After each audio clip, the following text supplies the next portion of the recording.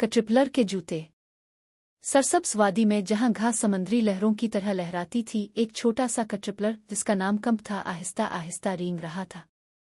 वो हमेशा उन जानवरों को देखकर हैरान रहता जो उसके पास से तेजी से गुजर जाते। परिंदों के पर थे, खरगोश के लंबे और मजबूत पांव थे, और यहां तक कि भंवरे के पास भी सख्त खौल था जो इसे महफूज रखता था। मगर कंप, वो बस नर्म और साहसिक था। एक दिन जब वो कीचड़ से भरे रास्ते पर चल रहा था तो वो उदासी से बोला, काश मेरे पास भी कुछ खास होता। अचानक हुआ का एक झोंका आया और एक छोटा सा सुर्ख जूतों का जोड़ा पहाड़ी से लुढ़कता हुआ नीचे आ गिरा। जूते बिल्कुल कंप के सामने आन गिरे। ये क्या है? इसने हैरानी से अपने छोटे अंटीने से उन्हें छुआ। तजस्सुस में इसने अपने अगले पांव जूतों में डाले, फिर अगले, फिर और भी। जल्द ही इसके सब छोटे पांव चमकदार सुर्ख जूतों में समा गए। कंप ने एक कदम उठाया और हैरत से देखा कि वो सिर्फ रेंग नहीं रहा था, वो ठक ठक चल रहा था। खुशी से वो मैदान में मार्च करने लगा। ठक ठक ठक, चूंटियां रुक गईं, तितलियां हैरान रह गईं और टिड्डे उछलना छोड़कर देखने लगे।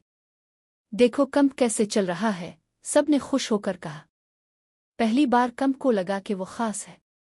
वो पहाड़ियों पर चढ़ा, लकड़ियों के तने पार किए और यहां तक कि पानी के गड़ों से भी गुजर गया। अब उसके पांव गंदे नहीं होते थे। मगर दिन गुजरते गए और कुछ अजीब होने लगा। कंप को अपना जिस्म सख्त और तंग महसूस होने लगा। जूते अब छोटे लग रहे थे। फिर एक सुबह जब वो जागा तो इसने खुद को एक नर्म सुनहरी खौल में लिपटा हुआ पाया। इसने रातों रात अपना कोकॉन बना लिया था। कुछ दिनों बाद कोकॉन में हरकत हुई। जल्द ही इसमें से एक नई मखलूक बरामद हुई। कंप अब एक हुसैन तितली बन चुका था। नीचे घास में इसके छोटे सुर्ख जूते खाली पड़े थे। कंप ने उनकी तरफ देखा, मुस्कुराया और फिर अपने रंगीन परों को फड़फड़ाते हुए आसमान में उड़ गया। इसे अब जूतों की जरूरत नहीं थी, अब उसके पास पर थे। और तब इसे एहसास हुआ, कभी कभी जो चीज़ हमें खास बनाती है वो हमारी ज़ाहिरी चीज़ें नहीं बल्कि वो होती है जो हम बनने वाले होते हैं। खात्मा। चैनल को सब्सक्राइब करें और बेल आइकन दबाएं ताकि आप हमारी आने वाली वीडियोस को कभी ना छोड़ें।